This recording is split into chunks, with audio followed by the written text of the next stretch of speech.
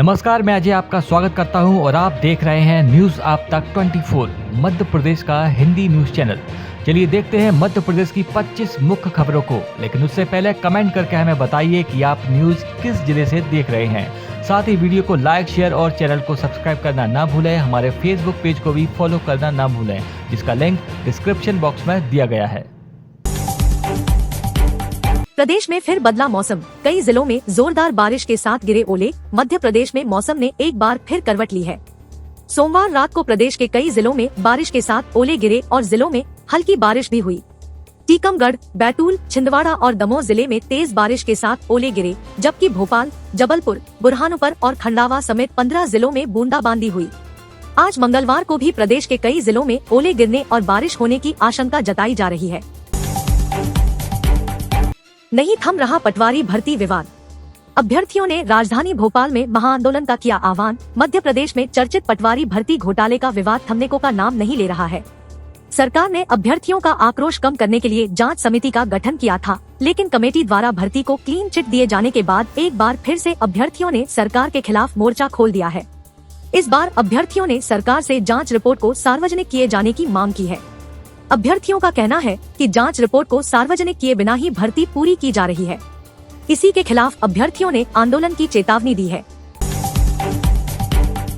शादी में जाना था तो अपनी जगह दोस्त को भेज दिया बोर्ड परीक्षा देने, पकड़ गया दोस्त खुद 10वीं फेल। मध्य प्रदेश के शिवपुरी में जांचकर्ताओं की सजगता ने 10वीं बोर्ड परीक्षा देने वाले एक फर्जी परीक्षार्थी को धर दबोचा। संदेह होने पर पर्यवेक्षकों ने परीक्षा दे रहे नाबालिग से पूछताछ की तो पूरा मामला सामने आया।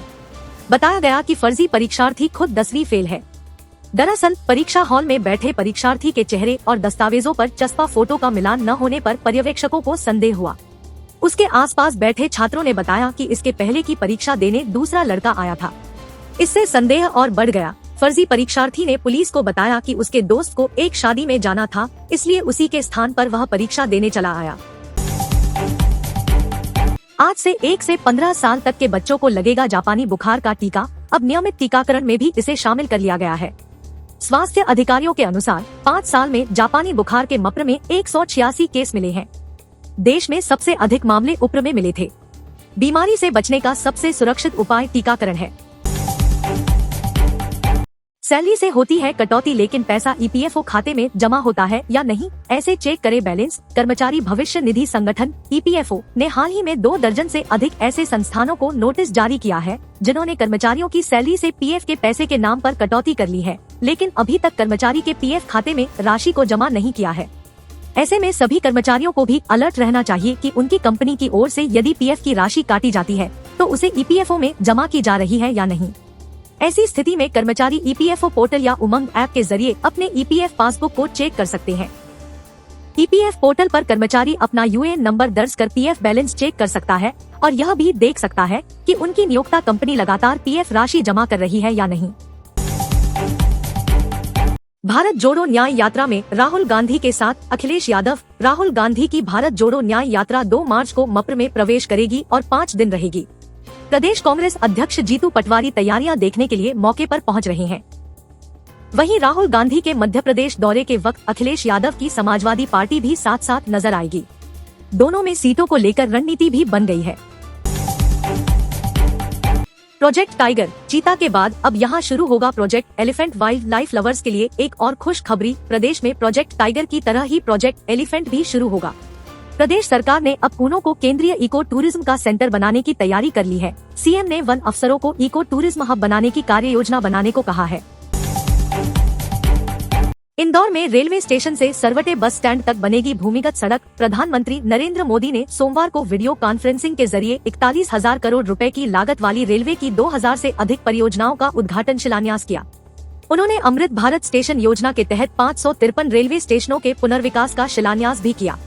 27 राज्यों और केंद्र शासित प्रदेशों में स्थित इन स्टेशनों का 19,000 करोड़ से अधिक की लागत से पुनर्विकास किया जाएगा। मोदी ने रेलवे की इन परियोजनाओं को भारत के बुनियादी ढांचे में बड़े बदलाव का वाहक भी बताया। अमृत भारत स्टेशन योजना के तहत इंदौर रेलवे स्टेशन के पुनर्विकास कार्य का भी वर्चुअली भूमि पूजन पीएम मोदी ने किया। 494 करोड़ रुपए की लागत के इस प्रोजेक्ट को वर्ष 2027 तक पूरा किया जाएगा। योजना के तहत रेलवे स्टेशन से सरवटे बस स्टैंड तक भूमिगत मार्ग भी तैयार किया जाएगा। 21 मवेशियों को कत्लखाना ले जा रहे थे। 2 आरोपित गिरफ्तार। बालाघाट के भरवेली थाना क्षेत्र अंतर्गत ग्राम रट्टा में नहर के रास्ते मवेशियों को लाठी डंडे से क्रूरतापूर्वक मारते पीटते कत्लखाना ले जाते हुए 2 आरोपितों को भरवेली पुलिस ने गिरफ्तार किया है। पुलिस से मिली जानकारी के अनुसार मुखबिर की सूचना पर पुलिस टीम ने मौके पर पहुंचकर दबिश दी तो रट्टा नहर पुलिया के पास गोवंशों को झुंड में पैदल हाँकते हुए नागपुर महाराष्ट्र के कत्लखाना ले जाया जा रहा था। पुलिस टीम को देखकर 2 लोग भागने लगे, जिन्हें घेराबंदी कर पकड़ लिया गया। पूछताछ में आरोपित सतीश पिता किशनलाल चौधरी निवासी ग्राम हरदोली बालाघाट और रितेश पिता मंगल प्रसाद हरिनखेड़े ग्राम भानपुर बालाघाट के पास गौ वंशों की खरीदी या बिक्री से जुड़े कोई दस्तावेज नहीं मिले। इंदौर पटना और शिप्रा एक्सप्रेस को प्रतिदिन चलाने की मांग, रेलवे ने कही ना। इंदौर रेलवे स्टेशन से पटना और हावड़ा के लिए चल रही ट्रेनों में हमेशा लंबी वेटिंग रहती है। इन दोनों ट्रेन को प्रतिदिन चलाने की मांग लंबे समय से चल रही है। कई बार अलग अलग संगठनों द्वारा रेलवे के नाम ज्ञापन भी दिया है, लेकिन ने रेलवे साफ कर दिया है कि इन दोनों ट्रेनों को प्रतिदिन चलाना फिलहाल संभव नहीं है। दरअसल कुछ दिनों पहले मुबनी में पश्चिम रेलवे की JURCC की बैठक हुई थी, जिसमें रेलवे ने इन दोनों ट्रेनों को लेकर स्पष्टीकरण दिया है। BPL परिवारों के राशन वितरण में कर रहे थे हेरफेर। 3 PDS दुकान संचालकों के खिलाफ FIR। गरीबी रेखा से नीचे रहने वाले BPL परिवारों को मिलने वाले राशन में दुकानदार गड़बड़ी कर रहे हैं। उपभोक्ता इसकी शिकायतें फूड इंस्पेक्टर से करते हैं, फिर भी कार्रवाई नहीं होती। हालांकि इस बार उपभोक्ताओं ने सीधे कलेक्टर कौशलेंद्र विक्रम सिंह से शिकायत की है, जिसके बाद कलेक्टर ने खाद्य निरीक्षकों की क्लास ली और संबंधित दुकानदारों के खिलाफ कार्रवाई के निर्देश दिए, जिस पर खाद्य निरीक्षक सनत शुक्ला और मुबीना कादरी ने अशोका गार्डन और हबीबगंज थाने में PDS दुकान संचालित करने वाले 3 दुकानदारों पर FIR दर्ज कराई है। चांदी जैसा रंग है तेरा गाने वाले पंकज उधास का जबलपुर से नाता, पद्मश्री पंकज उधास नहीं रहे। यह सूचना मिलते ही तमाम देश दुनिया की भांति संस्कारधानी जबलपुर के संगीत प्रेमियों के बीच भी शोक की लहर दौड़ गई। ऐसा इसलिए क्योंकि इस शहर में पंकज उधास के चाहने वालों की कमी नहीं रही। संस्कारधानी की वादियों में चांदी जैसा रंग है तेरा की दिलकश सरगम 1 से अधिक बार गूंजी थी। गजल के राजकुमार पंकज उधास को जबलपुर के संगीत प्रेमियों ने 1 से अधिक बार रूबरू सुनकर आनंदित होने का अविस्मरणीय अनुभव अर्जित किया था। शहर के कई संगीत प्रेमियों के पास पंकज उधास की रेशमी आवाज से सराबोर गजलों के ग्रामोफोन रिकॉर्ड से लेकर कैसेट व CD तक का नायाब संग्रह मौजूद है।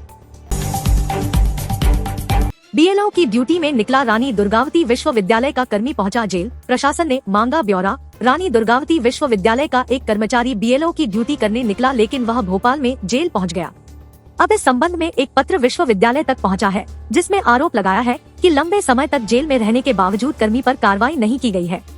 इधर प्रशासन ने पत्र मिलते ही भोपाल के पुलिस थाना और जेल प्रशासन से लिखित में कर्मचारी के संबंध में जानकारी मांगी है, जिसके आधार पर ही कर्मचारी के खिलाफ कार्रवाई की जाएगी। नर्मदा एक्सप्रेस, जबलपुर अंबिकापुर और हमसफर सहित दर्जनों ट्रेनें 10 मार्च तक रद्द। आने वाले दिनों में यात्रियों की समस्या फिर बढ़ने जा रही है। रेलवे ने नर्मदा एक्सप्रेस, जबलपुर अंबिकापुर और हमसफर सहित दर्जनों ट्रेनों का 26 से 10 मार्च तक रद्द कर दिया है।